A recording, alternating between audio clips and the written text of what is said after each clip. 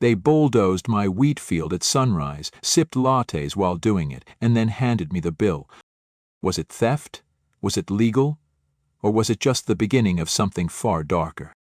I was halfway through my afternoon nap, the porch creaking gently beneath me, when I heard it, the sound that would change everything. The car door slammed.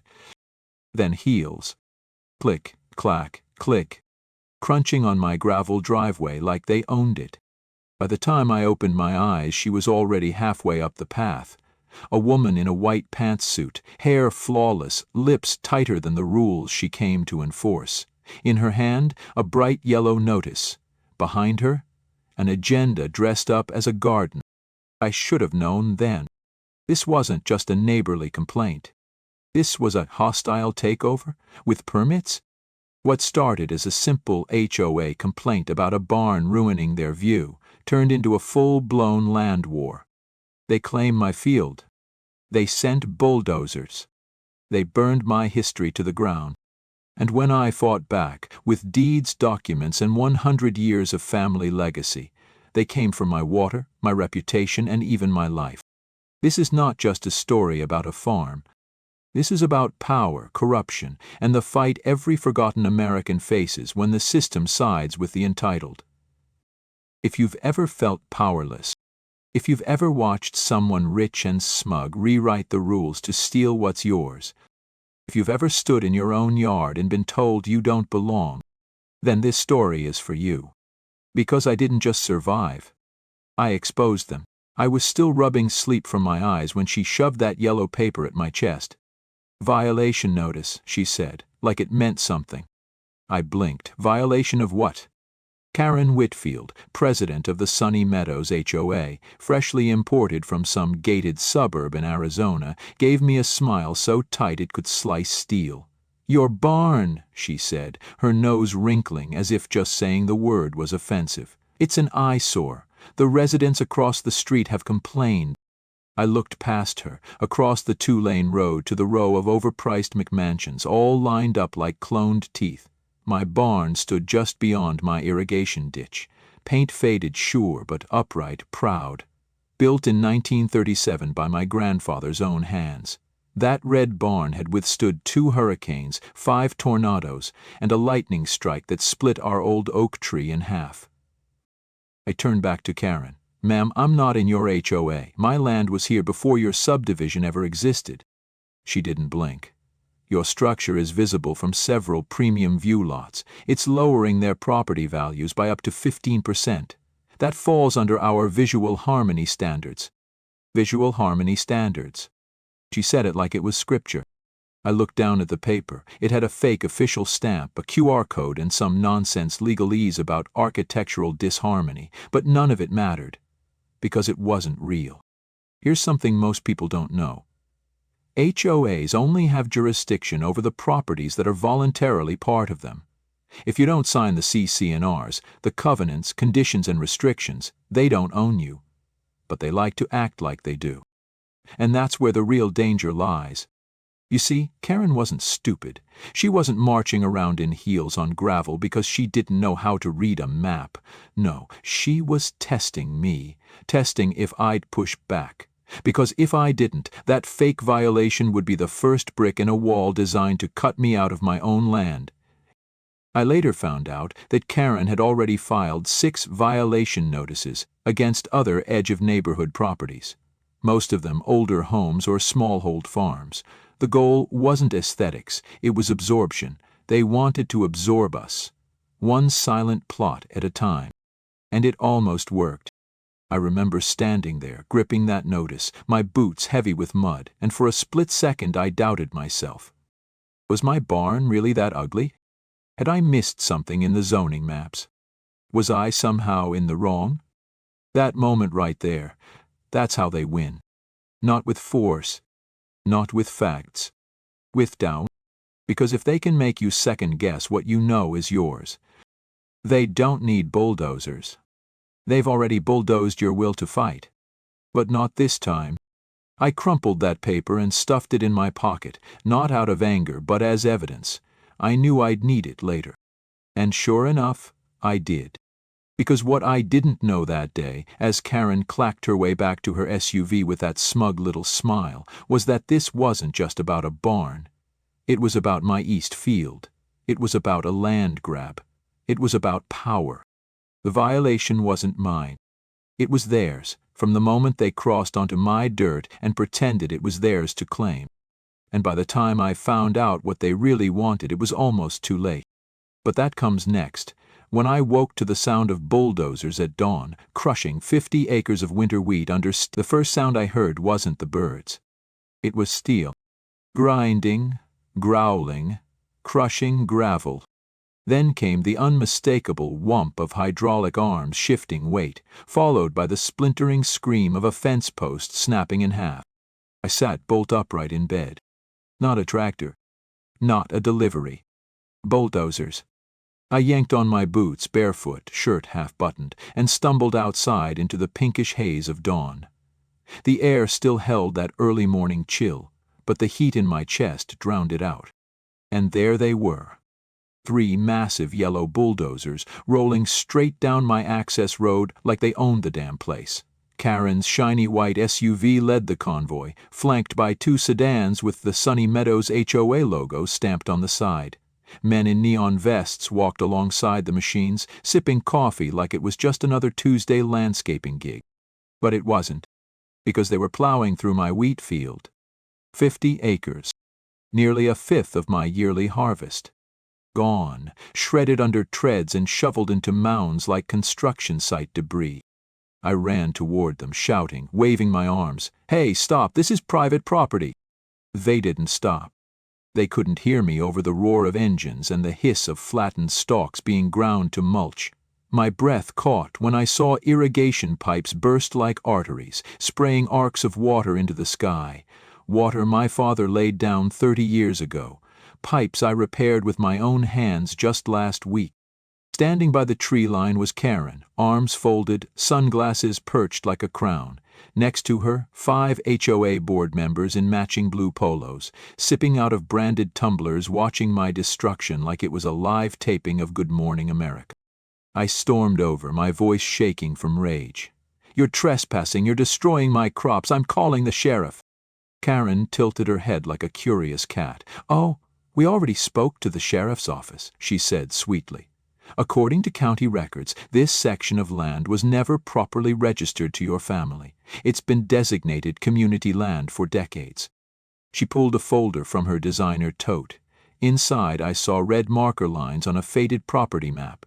The land had been split, my East Field sliced in half on paper. "Those records are wrong," I snapped. "I have the original deeds." Karen didn't even blink.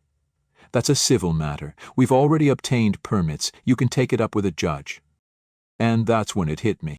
This wasn't about wheat. It never was. They didn't bulldoze because of aesthetics, or to build a garden, or even because they thought they had the right address. They did it because they thought I'd be too small, too slow, or too broke to stop them. And in most cases, they'd be right. Because this is how it works, isn't it?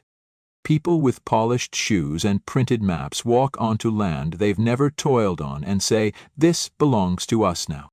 And if you scream, if you fight, they waive permits and smile. That morning I watched nearly 6 acres of wheat, food meant for hundreds of families, get shredded by steel. No warning, no compensation, no shame. But they made one mistake. They thought I'd fold. They thought James Miller would roll over like the others. They forgot one thing. I had roots deeper than their foundations, and documents older than their HOA. That night, I didn't sleep. Instead, I went digging. Because if they wanted a legal war, that night I didn't cook dinner. Didn't feed the dog. Didn't even change out of my dirt-stained jeans. I sat hunched over my father's old filing cabinet, heart pounding in my ears, flipping through decades of land records, tax receipts, survey maps, anything that could prove what I already knew in my bones. That land was ours, had always been ours, and no fancy map with red marker lines could change that. But that's the trick, isn't it? See, HOA bullies don't come in swinging fists. They come armed with paperwork, stamps, permits, diagrams. And if they can plant just enough doubt in the system, it doesn't matter who's right. It only matters what's filed. That's what they did to me. I found it buried in a manila folder labeled Survey 2018. A map I'd nearly forgotten. A survey I ordered 5 years ago when I was considering selling a narrow strip of land. I didn't go through with it, but the surveyor had used modern satellite tools, and the borders were off. 15 feet. That's all it took. 15 feet of discrepancy between the original 1937 map and the modern redraw. On paper, it looked like the east field straddled HOA development lines. Karen had found it. Or, more likely, someone on the inside of the county records office had shown it to her. I picked up the phone and called Rick Thompson, my childhood friend and now, thank God, the county clerk. "Rick," I said, "I need to know who gave Karen those permits." He didn't even hesitate. "Funny you called. She came in 2 days ago, all smiles and spreadsheets. Said the land had been misfiled since the 40S, had some signatures. Honestly, I thought she was bluffing." "She wasn't bluffing," I said through gritted teeth. "She was bulldozing." Silence. "I'll meet you at the office," Rick said. "Bring your deeds." 2 hours later, under the flickering lights of the county records room, we laid everything out. My grandfather's original hand-signed deed from 1937, the 1962 water easement agreement, the 1980 tax map overlay, and that damn 2018 survey. It didn't take long to see what happened. Someone had deliberately used the newer survey as the official record and filed Karen's HOA expansion permits using that margin error as justification. And the signatures? One belonged to a clerk who'd retired 3 years ago. Another had passed away last fall. It was fraud. Sloppy, but just enough to slide under the radar, because no one ever questions paperwork that looks official. That's the lesson, isn't it? In America, land isn't stolen with guns anymore, it's stolen with printers and stamps. Karen had baited the trap using legalese and old ink, hoping I wouldn't dig deeper. But she forgot I come from a line of farmers who documented everything. We didn't just till the land. We protected it with pens, not just plows. By the time I left the office, I had what I needed. Proof the permits were based on incorrect surveys. Evidence of forged signatures. A motive tied to water rights. And most importantly, a reason to fight back, not just for me, but for everyone they'd threatened before me. Because I wasn't the first. Just the first who wouldn't back down. The next morning, a text buzzed on my phone. "Emergency HOA meeting tonight. Phase 2 approval vote." They were coming for more. And I'd be there. But this time, back at the farm, I didn't head to bed. I climbed the attic ladder with a flashlight and a mission. Dust blanketed everything. Old trunks, newspaper bundles, a broken spinning wheel that once belonged to my great-grandmother. But tucked beneath a painting of our original homestead was what I was really after, a thick, rusted lockbox that hadn't been opened since the last time my father had gone to war with the bank. The key was still taped to the bottom. Inside, I found what Karen and her army of clipboard warriors never expected. The original blueprints of this entire damn county. Deeds. Water rights. Mineral rights. Easements signed in fountain pen ink, so old it bled like memory into the parchment. One document in particular made my hands tremble. Carson Creek Easement, 1962. It stated in plain legal English that the Miller family, not the city, not the county, and definitely not Sunny Meadows, retained full control of water flow rights through Carson Creek, which meant one thing. Every drop that passed under my east field into their development was mine. It wasn't just about land anymore, it was about water. And in a drought-prone county like ours, water is power. Suddenly, everything made sense. The urgency, the secrecy, the HOS obsession with aesthetics. They weren't trying to beautify the neighborhood. They were trying to control the source. And they thought they could bulldoze their way through generations of blood, sweat, and buried rights. Not on my watch. That morning I called Sandra Weston, an old college roommate turned real estate attorney in the city, the kind who wore sharp suits and sharper wit. I hadn't spoken to her in years, but when I explained what was happening, she didn't hesitate. James, if you have those original easement papers, and if the HOA is pushing permits that violate them, they're not just trespassing. They're operating illegally. She was on the next train. By noon, we sat at my kitchen table, covered in legal pads, survey maps, and a mountain of history Karen never bothered to consider. Sandra flipped through the Carson Creek Agreement, eyes narrowing. They can't claim eminent domain without government backing, and since this is a private HOA, not a municipality, they're skating on thin ice. Then let's break it, I said. We dug deeper, cross-referencing dates and signatures. That's when Rick called. You might want to hear this in person. Back at the county records office, he pulled out a yellowed scroll, an original county plat map from 1922, signed by none other than Judge William Whitfield, Karen's great-grandfather. And guess what? The judge himself had verified the landlines that placed the East Field firmly in Miller hands. The irony hit like a slap. Her own blood had documented what she was now trying to erase. That's when the plan clicked. We weren't going to just fight them. We were going to expose them. Not behind closed doors, but in front of every resident they'd manipulated. That evening I got dressed in my best flannel, tucked the Carson Creek document under my arm, and walked into the Sunny Meadows HOA emergency meeting, not as a farmer under fire, but as a man armed with truth. They thought I'd come to beg. The HOA meeting room smelled like lemon-scented polish and denial. I stood in the back, flannel shirt pressed, jeans clean, folder in hand. No mud, no dirt, no trace of the man they thought they could roll over.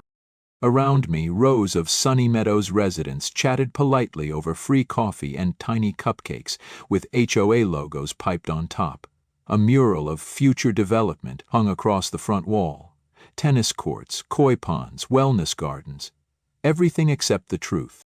Karen stood at the podium, her voice honeyed, rehearsed. With Phase 2, we can finally address the long-standing aesthetic imbalance caused by the outdated structures across the street. I felt my jaw clench. She didn't say my name. She didn't have to. Then came the kicker. We've received full legal support confirming the land is eligible for beautification under community development standards. Lie. Every word a landmine, every smile a trap. I waited through the charts, the renderings, the applause, and when she finally said, "Any public comments?" I walked to the mic. Eyes followed me, confused, curious. Karen blinked. "Sir, this is a private meeting for HOA members." "I know," I said calmly, placing the folder on the podium, "but since you're planning to bulldoze my land, I figured I deserved a few minutes." A hush fell. "I'm James Miller. My family has farmed the land across the road since 1901. And I'm here tonight with proof that what you're doing, what you've already done, isn't just wrong, it's illegal." I opened the folder. First page, the 1937 deed. Second page, the 1962 Carson Creek easement. Third, the 1922 county plat map signed by Judge William Whitfield, Karen's great-grandfather. This map shows the East Field boundary, and this easement, I held it up, it gives my family full control over Carson Creek, the water source your homes rely on. You paved over the truth with fake permits and shaky surveys, but history doesn't lie. A few people gasped, others whispered. Karen stepped forward, lips tight. "These documents are outdated. We have permits from the county." Sandra rose from her chair in the front row, voice calm but cutting. "And we have evidence that 2 of those signatures belong to deceased officials, one of whom retired before your HOA even existed." Someone dropped a coffee cup.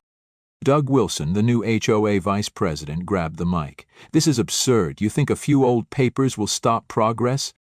"No," I said, my voice low and clear. "But they'll stop you." I turned to the crowd. "You've all been told that this was about beautification, about harmony, about community vision, but what they didn't tell you was the water rights grab, the fake violations, the harassment, the destruction of farmland that fed hundreds.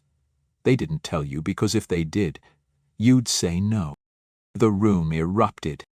Questions flew. Residents stood. A woman in the back shouted my grandmother was fined for drying laundry outside while they forged permits. Karen tried to regain control. Let's stay calm. But the room had turned. Truth has a way of unbalancing even the most curated lies. And I saw it then, Karen's smile cracking, her polished armor beginning to rust under the weight of real history. Doug shouted, "You don't know who you're dealing with. Her husband is a state senator." I met his eyes. "And I'm a farmer. That means I don't quit when things get hard. I dig deeper." Just then the door opened. Sheriff Davis entered, flanked by Rick and 2 county investigators carrying a box marked evidence. "Meeting's over," the sheriff said. For a moment the room was frozen in place, like the breath before a tornado touches down.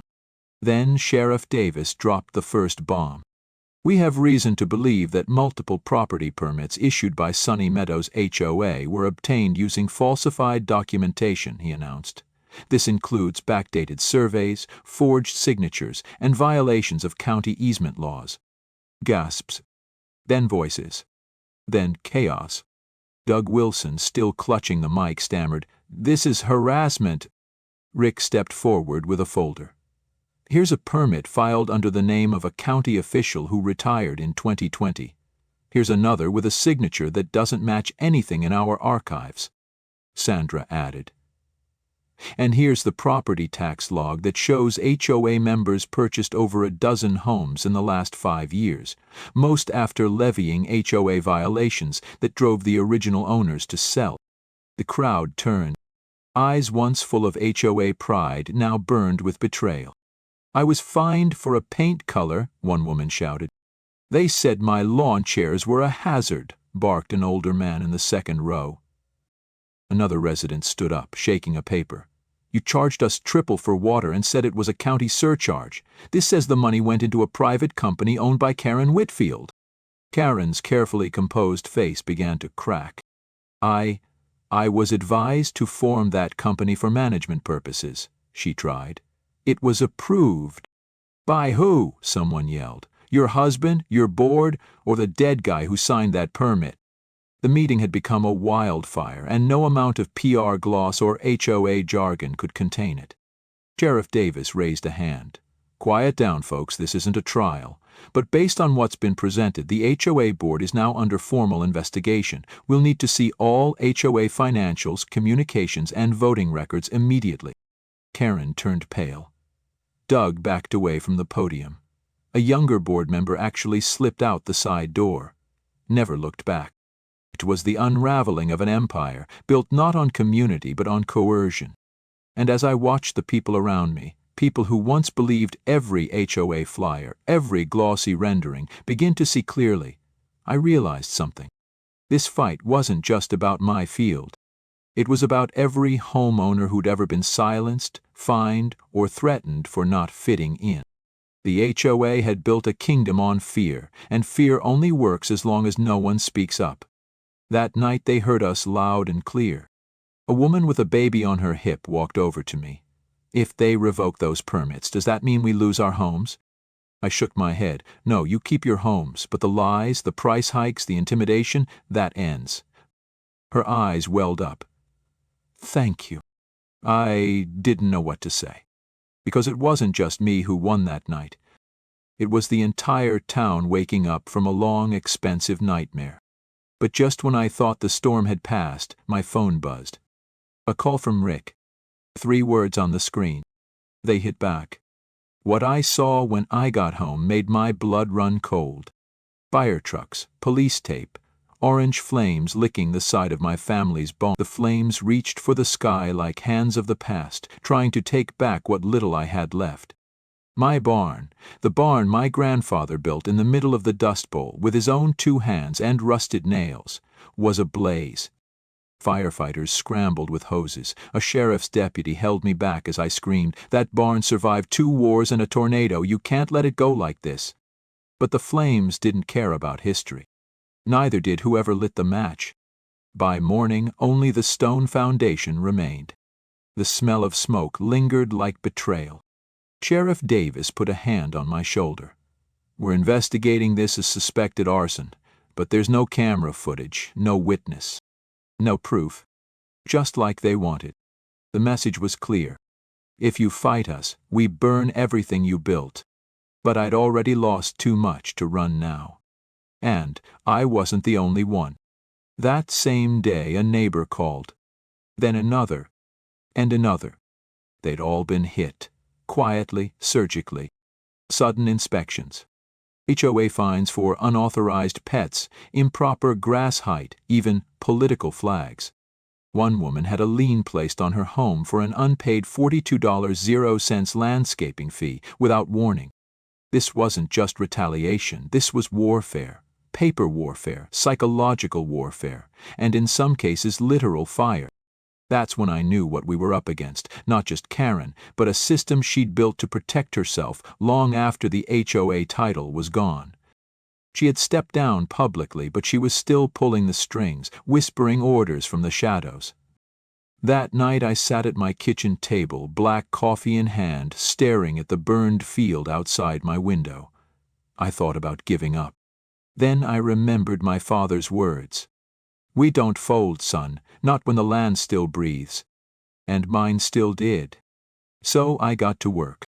First, I called my friend Maria Gonzalez, a teacher and one of the newer residents at Sunny Meadows, one of the few board members who hadn't bought into the HOA cult. When I told her about the water rights, the fraudulent fines, the arson, she didn't hesitate. We're organizing a vote, she said, to dissolve the board and file criminal charges. I'll get the community, you get the proof. So I did. I built a wall of evidence so tall it reached from my ruined wheat field to the courthouse steps. Every map, every signature, every fake violation, water bill and board meeting transcript. And then I called in an old favor from a friend who now worked in local news. The next morning a news van pulled into my driveway. I told my story to the camera, not just about the fire, but the pattern, the abuse, the system. And the people listened. That night, HOA members flooded Maria's inbox, not with complaints, but apologies. They'd been afraid of being fined, afraid of losing their homes, afraid of Karen. But not anymore. Because once the lies burn down, all that's left is truth. And truth spreads faster than fear, especially when you show people they're not alone. A week later, as I prepared for the town hall meeting that could end the HOA once and for all, Rick showed up at my door with a folder in hand. You might want to see this, he said grimly. Inside was something even I didn't expect. Karen and 3 board members had secretly purchased the land directly above the spring and planned to sell water access to developers for millions. The folder Rick handed me felt heavier than it should have. Inside were copies of land purchase agreements, water district memos, and a contract drafted between Karen's shell company and a private developer based 2 counties over. The price tag? $8,700,000, 0 cents. That was the going rate for access to Carson Spring, the natural underground water source that fed nearly a third of our township and sat directly under my east field. They weren't just trying to build a garden. They were trying to build a monopoly. Look at this clause, Rick said, pointing. All water access rights will be privately administered by Whitfield Holdings LLC pending HOA approval. That's her. That's Karen. It all clicked into place. The fake violations. The bulldozers. The barn fire. Even the ridiculous claim about my barn lowering property values. It was never about property values. It was about control. Control the land, you control the water. Control the water, you control the people. They didn't just want to raise HOA dues or fine people for their mailbox color. They wanted to own the very thing that gave the land its life and sell it back to the same community they claimed to protect. The community that had trusted them. It's funny in a sick way. They called my farm an eyesore, while secretly planning to drain it dry from underneath. I felt rage swell in my chest, but it wasn't blinding anymore, it was focused, calculated. Because this wasn't just corruption. It was textbook resource exploitation. You hear about it in big cities. Nestle buying freshwater springs in Michigan, hedge funds buying up farmland in Iowa, but you never think it'll happen in your backyard. Until it does. I looked out at the field through my kitchen window. What used to be golden waves of wheat was now dirt and tractor scars, but beneath that the water still flowed. And it was still mine. The only thing stopping them now was a town that finally knew the truth. So we told them. At the emergency town hall, Maria stood beside me with Rick, Sandra, and a dozen homeowners who had once worn HOA polos and now held printed spreadsheets and receipts. The projector lit up with photos, contracts, and audit trails. Sandra stepped up to the mic. These documents show that the HOA board knowingly falsified violations to drive out homeowners, that Karen Whitfield and her associates purchased land above a water source using inside knowledge, that funds collected from Sunny Meadows residents were redirected into private accounts, and that their ultimate goal was to privatize and sell your water. You could hear a pin drop. Then the room exploded. People shouted, some cried. One man threw his HOA ID badge in the trash in front of the whole crowd, and when it came time to vote, the board was dissolved, unanimously. But that didn't mean the fight was over. Karen had money, lawyers, political connections, and a history of wriggling out of tight spaces. This time, though, we had something stronger. Proof, community, and a legal team backed by every homeowner she ever stepped on. The next morning I received a court summons. Karen and her newly restructured LLC were suing me for $2 million in environmental interference and property sabotage. They wanted the whole farm now. The courthouse was packed. Farmers in denim, retirees in cardigans, young couples holding HOA violation notices like weapons.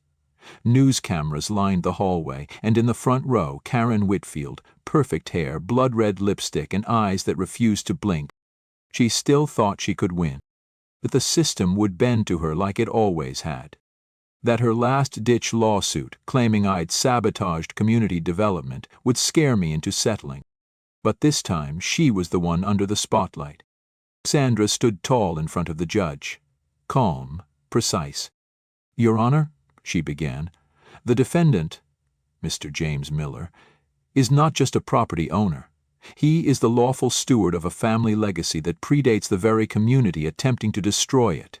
The plaintiff, in contrast, has built an empire of influence through fraud, intimidation, and a strategic assault on private land and water rights." She turned to the screen behind her. One click. The projector displayed an email chain between Karen and her board, outlining their plan to acquire my East Field under the guise of beautification, then leverage access to Carson Spring for private profit. Gasps filled the room. Another click. Bank statements. Fake HOA fines. Parent signatures from dead clerks. One by one, Sandra laid them bare. When it was my turn to speak, I kept it simple. "I'm not a lawyer," I said, "but I know the difference between right and wrong. And I know my grandfather didn't break his back to build something just to have it stolen with a pen." The judge leaned forward, steepled fingers tapping his chin. "In light of overwhelming evidence," he said, "I find in favor of the defendant. The lawsuit is dismissed. Furthermore, the plaintiff, Mrs. Karen Whitfield, is hereby referred for criminal investigation on counts of document fraud, conspiracy, and attempted illegal land seizure." Karen shot to her feet. "This is ridiculous. Do you know who my husband is?" The gavel came down hard. "Bailiff, please escort Mrs. Whitfield out of this courtroom." The cameras outside were waiting. That night my phone rang non-stop. Reporters, neighbors, strangers from out of state who saw the story online and said it gave them hope. But the moment that stuck with me most wasn't in front of the cameras. It was the next morning. I stepped outside, coffee in hand, and saw something that stopped me cold. A row of neighborhood kids, some from Sunny Meadows, some from town, planting sunflowers along the edge of my field. Maria stood beside them, holding a bag of seeds. She waved. "A living fence," she said. "Something to remember what happened here." I didn't say anything. Couldn't, really. Because for the first time in months there was peace in the soil. People often ask me if I regret it, standing up, fighting back, risking everything. And I tell them this: you can rebuild a barn. You can replant a field. But once you surrender your voice, you never get it back. We didn't just win a case. We reclaimed something deeper: dignity, community, legacy. And when Karen's house finally went up for auction, sold for less than half its original value, she drove away without waving. Good. Some roots are too deep to tear out. And some farms, no matter how